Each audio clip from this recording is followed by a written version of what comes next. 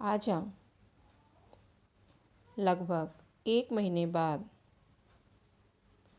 एक बार फिर से ऑनलाइन क्लास से जुड़ रहे हैं।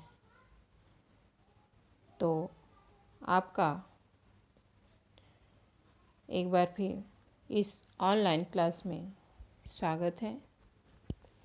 बच्चों, नियम वही है, नोटबुक सबको बनाना है। जो भी प्रश्न दिए जाएंगे सभी विद्यार्थियों को अपनी अपनी नोटबुक में लिखना है। नोटबुक संभाल कर रखनी है।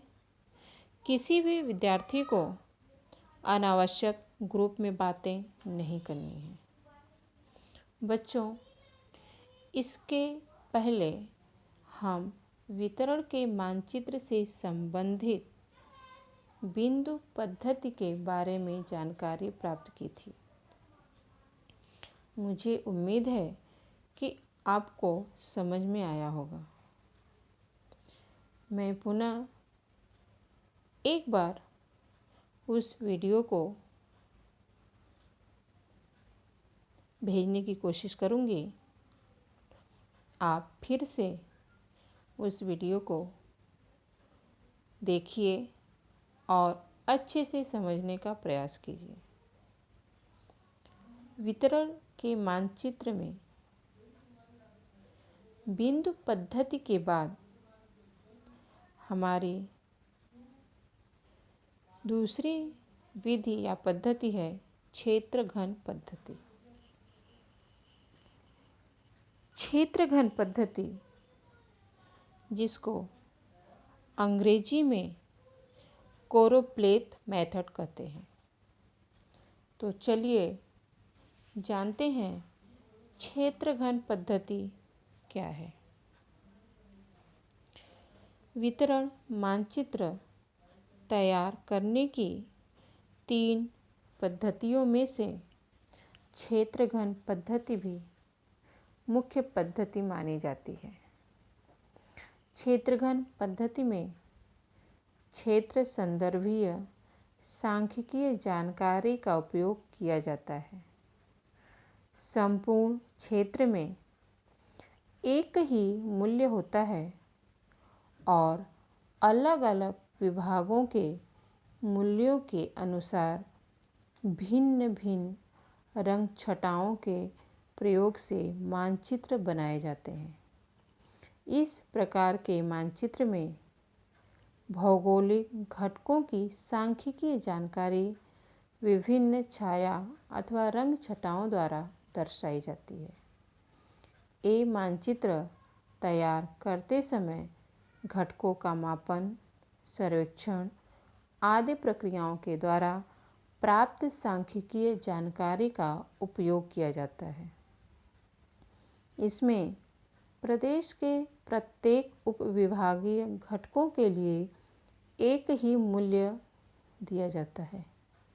प्रदेश के अंतर्गत क्षेत्रीय विभाग के घटकों का न्यूनतम एवं अधिकतम मूल्य ध्यान में रखा जाता है। इसके पश्चात साधारणतः 5 से 7 वर्गों में विभाजित किया जाता है। प्रत्येक वर्गानुसार एक ही रंग छटा अथवा कृष्ण धवल, काला या सफ़ेद आकृति बंध उपयोग में लाया जाता है। इस मानचित्र का उपयोग करते समय बढ़ते मूल्यानुसार रंग गहरे हो जाते हैं और इनके मूल्य वर्ग के अनुसार मानचित्र पर दर्शाया जाता है। बच्चों, क्षेत्र घन पद्धति, जैसा कि नाम से ही प्रतीत होता है कि छाया के माध्यम से हमें मात्रा को दर्शाना है। यह प्रायोगिक भूगोल के अंतर्गत बहुत ही उत्तम विधि मानी जाती है। बच्चों, इसे अंग्रेजी में कोरोप्लेथ कहते हैं।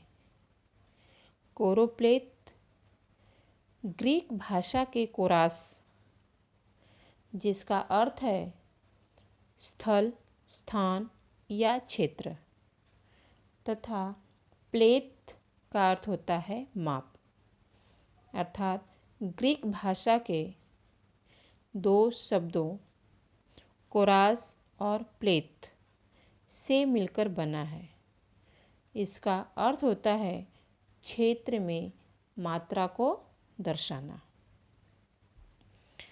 क्षेत्रघन पद्धति का उपयोग करते समय किसी क्षेत्र में किसी वस्तु या तत्व के घनत्व को प्रदर्शित करने की यह उत्तम विधि मानी जाती है, जिससे गहरी छाया द्वारा वस्तु के अधिक घनत्व को तथा हल्की छाया द्वारा कम घनत्व को प्रदर्शित किया जाता है।